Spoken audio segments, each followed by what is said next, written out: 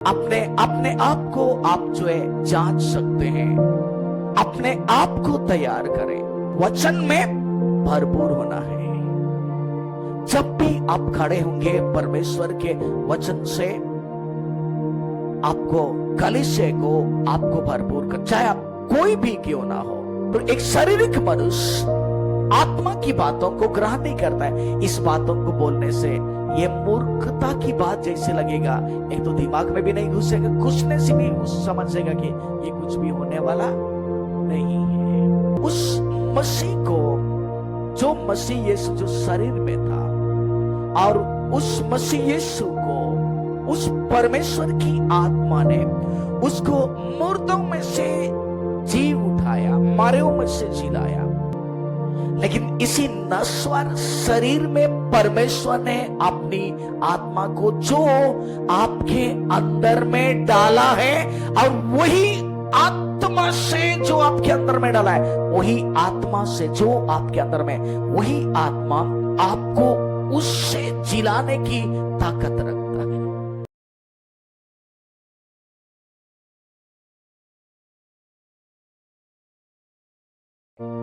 कि आपके अंदर में परमेश्वर की आत्मा निवास करने का मतलब है कि आप उन बातों को जाने जो परमेश्वर ने हमें दी है। आपके अंदर में प्रभु ने आत्मा इसीलिए इस कलीसिया में दिया है, ताकि जब कलीसिया में प्रभु आपको रखा है तो आपके लिए परमेश्वर ने कुछ चीजों को दिया है, कुछ बातों को दिया है, और आप उस परमेश्वर की आत्मा से ही पार करके परमेश्वर का उन बातों को जो कलीसिया में जो होने वाली है, उन बातों को आप परमेश्वर की आत्मा के द्वारा ही आप उसको क्या कर पाएंगे, जान पाएंगे। हालेलुया। उस आत्मा, अभी जो आपको परमेश्वर ने चुना, आपको अपने संतान बनाया और अपने आत्मा दिया, ताकि आप उस आत्मा के द्वारा जहां परमेश्वर ने आपको रखा है, और उस जगह में आप परमेश्वर की आत्मा से भर करके उन परमेश्वर की दी हुई बातों को आप जाने।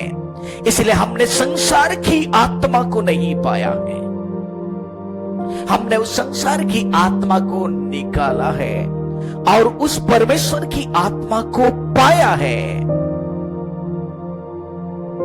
उन बातों को जानने के लिए जो परमेश्वर ने हमें दी है। इसलिए जब आप आत्मा में हैं तो उस आत्मिक बातों को आप परमेश्वर के वचन से ये है बोल करके, ये मेरे लिए है, ये परमेश्वर की ओर से है बोल करके, आप आत्मा के द्वारा उन परमेश्वर की बातों को आप आत्मा से अपने शरीर में आप उसको ग्रहण करेंगे। लेकिन अगर इस संसार की आत्मा में भी अगर यहां बैठे रहेंगे तो नीचे में 14 में इस तरह से लिखा है, परंतु शारीरिक मनुष्य परमेश्वर की आत्मा की बातें ग्रहण नहीं करता, क्योंकि वो उसकी दृष्टि में मूर्खता की बातें हैं, और ना वह उन्हें जान सकता है, क्योंकि उसकी जांच आत्मिक रीति से होती है। अभी यहाँ पर लिखा है, एक शारीरिक मनुष्य परमेश्वर की आत्मा की बातें ग्रहण नहीं कर सकता और नहीं करता है, क्योंकि एक मनुष्य परमेश्वर की बातों को अगर शरीर में होकर के सुनेगा तो उस व्यक्ति को परमेश्वर की बातें मानो उसको मूर्खता लगेगा। हम अगर यहां पर अगर आप आत्मा में हैं, अगर मैं बोल रहा हूं कि हम अभी यहां पर 4 बजों के साथ में हैं, अगर आत्मा में हैं तो आप उन बातों को समझेंगे। लेकिन अगर शारीरिक में होंगे, हम अगले इतना में और उसका डबल हो जाएंगे। अगर आप आत्मा में अगर आप उसको समझ रहे तो आप हमारे साथ में आमीन बोल सकते हैं, क्योंकि आप आत्मा में हैं और जो कुछ सामने देखा और जो कुछ परमेश्वर की आत्मा आपको सिखाना चाह रहा है और उन बातों को आप भी आत्मा के द्वारा आप उसको आत्मा में सुनेंगे और सुनने के बाद में उस आत्मिक आंखें खुल जाएगी और उन चीजों को जो आने वाले भविष्य में कलीसिया में होने वाली है और इन चीजों को आप आत्मा से आप देखेंगे और ना केवल आप देखेंगे लेकिन आप उस काम में आप आत्मा में है, आत्मा में बाइबल कहती है उसमें चलना भी आप आरंभ कर देंगे। वचन हमें इस तरह से सिखाती है, रोमियो की पत्री उसका अगर आप पढ़ेंगे रोमियो की पत्री में इस तरह से लिखा हुआ है 8 अध्याय और उसका वचन 14 में ऐसा लिखा है, इसीलिए कि जितने लोग परमेश्वर की आत्मा के चलाए चलते हैं, जितने लोग परमेश्वर की आत्मा के चलाए चलते हैं वही वे परमेश्वर के पुत्र हैं। जब आप परमेश्वर के वचन को आप सुनते हैं और परमेश्वर ये मनुष्य का नहीं, ये हमारे नहीं, ये आपका धन नहीं, लेकिन ये परमेश्वर का है। इसलिए जब भी आप आत्मा में सुनेंगे, आप अपनी आत्मिक जिस तरह से आप शरीर में सुनेंगे, शरीर से देखेंगे कहां है बाजा, कहां, कहीं तो नहीं रखा है क्या, हम शरीर में देखेंगे। लेकिन जब आप आत्मा में जब आ जाएंगे, आत्मा से उन चीजों को जो भविष्य में एक भीड़ को आते हुए, एक भीड़ को एक बढ़ोतरी होते हुए आप आत्मा में देखना शुरू कर देंगे। उसके बाद में बाइबल कहती है जो परमेश्वर का अगर आप पुत्र हैं और आपके अंदर में अगर परमेश्वर की आत्मा है, तो यहां पर बाइबल कहती है परमेश्वर के पुत्र हैं तो वे आत्मा में चलाए चलेंगे, आत्मा में चलाए चलेंगे, आत्मा में देखेंगे, आत्मा में गाएंगे, आत्मा में प्रार्थना करेंगे और आत्मा में उन दर्शनों को देखना शुरू करेंगे। और ना केवल दर्शन को शुरू करेंगे लेकिन उस दर्शन के काम में सचमुच में ये ऐसे ही है बोल करके आत्मा से वो आने वाले भविष्य को वो देख पाएगा। हालेलुया। लेकिन एक शारीरिक मनुष्य शारीरिक दृष्टिकोण से देखेगा, आत्मिक मनुष्य आत्मिक दृष्टिकोण से देखेगा। शारीरिक मनुष्य आत्मा की बातों को बाइबल कहती है वो ग्रहण नहीं कर सकता है। लेकिन जो आत्मिक है और आप इन बातों को आप ग्रहण कर सकते हैं। शारीरिक मनुष्य के लिए इन सारी बातें, क्या बढ़ोतरी कहां बढ़ोतरी, कहां क्या है जो बढ़ोतरी कर सकता है, ये शारीरिक दृष्टिकोण से हमें समझ में नहीं आएगा। हम सुन भी नहीं सकते हैं, हम समझ भी नहीं सकते, हम कुछ भी नहीं समझेंगे, न ही हमारी आत्मिक आंखें खुलेगी, हम कुछ भी नहीं देख पाएंगे। लेकिन जब आत्मा में रहेंगे तो मैं आपको कहता हूं कि आप कलीसिया की हर एक कमियों को आप उसको देख सकते हैं, अपने आप को आप जो है जांच सकते हैं, अपने आप को तैयार करें, वचन में भरपूर होना है। जब भी आप खड़े होंगे परमेश्वर के वचन से आपको कलीसिया को आपको भरपूर कर, चाहे आप कोई भी क्यों ना हो। ऐसा ना हो कि खाली यीशु मसीह की जाए बोल करके हालेलुया प्रेज़ लॉर्ड बोल करके 1 घंटा का प्रचार में 45 मिनट बर्बाद नहीं करना है। मैं बोल रहा हूं, इसीलिए मैं बोल रहा हूं क्योंकि हम सब कोई उस स्टेज के लिए हम तैयार हो रहे हैं। हालेलुया। इसलिए आप सब कोई वचन को ज्यादा पढ़ना है। पौलुस कहता है मसीह के वचन को अपने हृदय में अधिकाई से बसने दो, ताकि सिद्ध ज्ञान समेत एक दूसरों को सिखाओ और जिताओ। हमें सिद्ध ज्ञान से अगर आप सीखेंगे, वचन आपको सिद्धता में लाएगा। और एक शारीरिक मनुष्य आत्मा की बातों को ग्रहण नहीं करता है। इस बातों को बोलने से ये मूर्खता की बात जैसे लगेगा, एक तो दिमाग में भी नहीं घुसेगा, घुसने से भी समझेगा कि ये कुछ भी होने वाला नहीं है। लेकिन आप आत्मा में हैं तो आप आत्मा में हैं, इसलिए अगर इसको बोल रहे हैं, आप इसको जब ग्रहण कर रहे हैं और आप अपने आप को स्वीकार कर रहे हैं तो आप उसमें सहमत हो रहे हैं, आप सचमुच में परमेश्वर की आत्मा में हैं, आप शरीर में नहीं हैं। और एक शारीरिक व्यक्ति के विषय में रोमी उसका 8 में ऐसा लिखा है, और जो शारीरिक दशा में है एक मनुष्य जो शारीरिक दशा में वो है परमेश्वर को प्रसन्न वे नहीं कर परमेश्वर को प्रसन्न नहीं कर सकते। एक मनुष्य जो शारीरिक दशा में रहता है और उस व्यक्ति परमेश्वर को प्रसन्न, परमेश्वर को खुश नहीं कर सकता है। लेकिन आप कुछ एक खासी है, वचन 9 को पढ़ेंगे।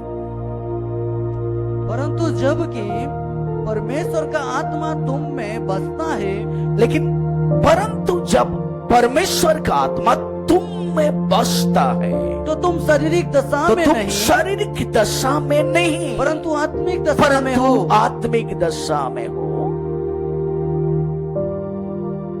अगर किसी में मसीह का आत्मा नहीं तो उसका जन नहीं है। बाइबल कहती है अगर परमेश्वर का आत्मा तुम में बसता है,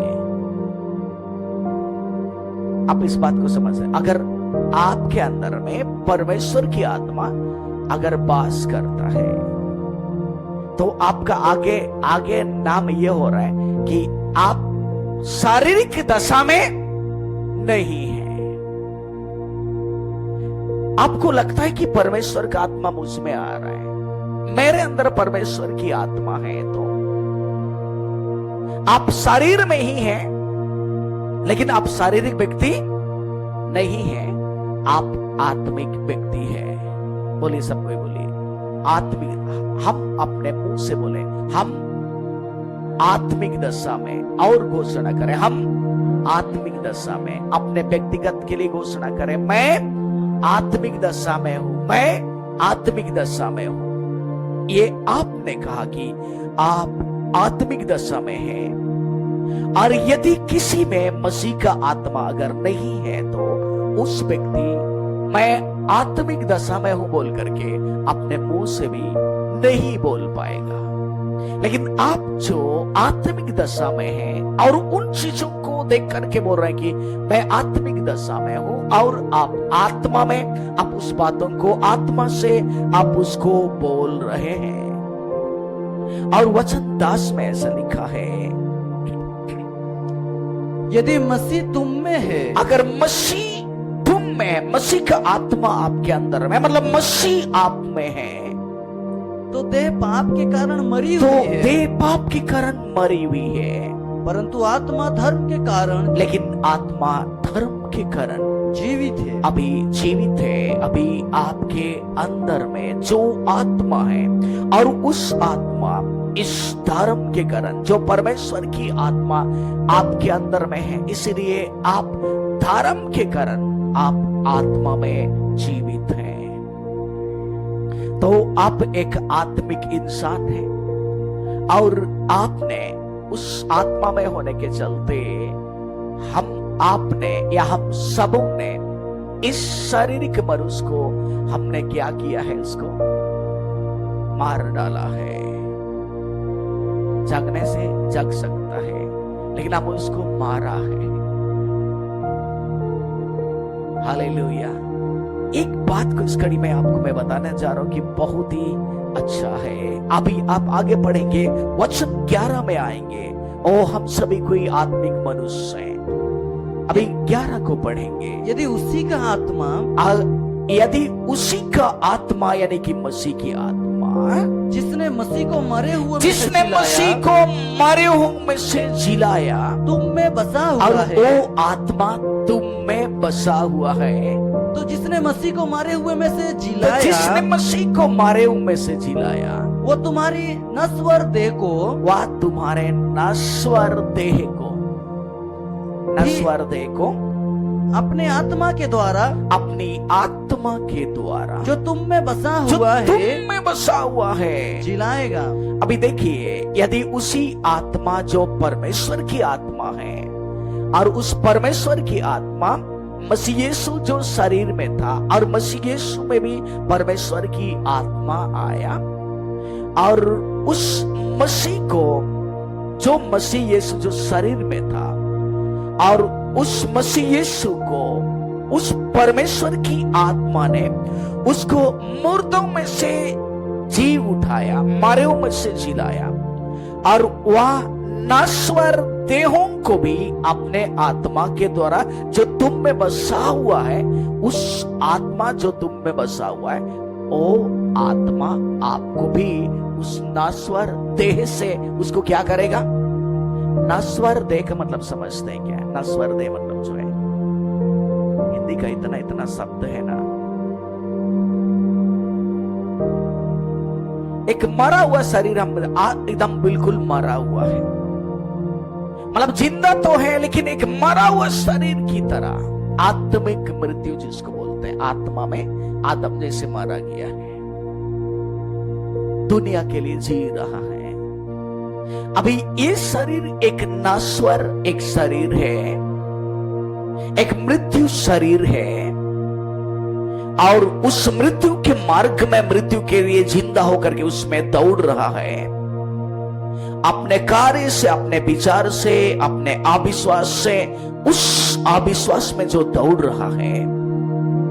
ये शरीर में मनुष्य नश्वर है, लेकिन इसी नश्वर शरीर में परमेश्वर ने अपनी आत्मा को जो आपके अंदर में डाला है और वही आत्मा से जो आपके अंदर में डाला है, वही आत्मा से जो आपके अंदर में, वही आत्मा आपको उससे जिलाने की ताकत रखता है। हालेलुया। अब मसीह यीशु को मुर्दों में से उसने जिलाया और वही आत्मा जो मसीह को जो मुर्दों में से जो जिलाया है, वो आत्मा कहां पर है अभी? मसीह को जो मुर्दों में से जिलाया वो आत्मा कहां पर है अभी? हाँ हाँ, मैं सोच रहा कि आप स्वर इसीलिए मैं ऊपर दिखा रहा हूं, लेकिन उस आत्मा भी मसीह को जो मुर्दों में से जिलाया, उस आत्मा भी हमारे अंदर में है और वही आत्मा हमारे इन नश्वर शरीर को, इस पाप शरीर को, हमारी आत्मा ही उसको क्या करेगा? उठाएगा। तो उसके लिए क्या करना है? पौलुस अपने लोगों को कहता है, तुम आत्मा के अनुसार चलो, आत्मा में चलो। जब आप आत्मा में चलेंगे, आपको उस आत्मा से, जिस आत्मा को मसीह ने मुर्दों में से जिलाया, उस आत्मा इस घड़ी आपके अंदर में है और उस आत्मा आपको हर क्षेत्र से वो आपको जिला करके उठाने की ताकत रखता है। हालेलुया। वो आत्मा आपके अंदर में है। आपके अंदर में अभी अगर उस मसीह की आत्मा है तो उस पुनरुत्थान की आत्मा है। प्रभु यीशु मसीह ने कहा, पुनरुत्थान और जीवन मैं हूं। हिंदी में पुनरुत्थान और जीवन मैं ही मतलब समझ में आता है। मुंडा में ऐसा लिखा है, मुझे बहुत अच्छा लगता है मुंडा में बोलने में, जी भी निरी दौड़ो जीतन तो आएंगी तनी। मतलब जो होता है, एक जिंदा था फिर मर गया और मरने के बाद में फिर से उसको जी उठाते हैं, उसको पुनरुत्थान बोलते हैं। हालेलुया। मसीह यीशु मर गया, फिर जिंदा हो गया। लाजर मर गया और उस पुनरुत्थान मसीह यीशु ने उसको मरने के बाद में उसको फिर से पुनरुत्थान, उसको फिर से उसको जिंदा किया। फिर से जी उठना को पुनरुत्थान कहते हैं। हालेलुया। तो उस पुनरुत्थान की आत्मा, उस पुनरुत्थान की सामर्थ, जो परमेश्वर की आत्मा जो मसीह यीशु में था, और उस पुनरुत्थान की आत्मा की सामर्थ इस घड़ी आपके अंदर में है। हालेलुया। तो आपको इस घड़ी एक बहुत बड़ी रहस्य की बातों को मैं बोल रहा हूं। आपको क्या बोलना चाहिए? आपको बोलना ये चाहिए, मरकुस उसका 8 उसका अब पढ़ेंगे 31 से पढ़ेंगे, मरकुस 8 उसका 31 से थोड़ा पढ़ेंगे। आपको क्या बोलना चाहिए?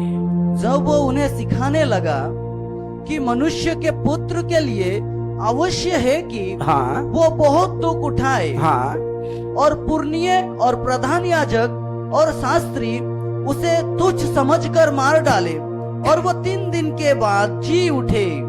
अभी यहां पर लोगों को, अपने लोगों को सिखा रहा है। अपने लोगों को क्या सिखा रहा है? अपने लोगों को वो बोल रहा है मनुष्य के पुत्र के लिए अवश्य है कि वह बहुत दुख उठाए। ये किसके विषय में बोल रहा है? कौन बोल रहा है यहां पर? कौन बोल रहा है? प्रभु यीशु मसीह किसके विषय में बात कर रहा है?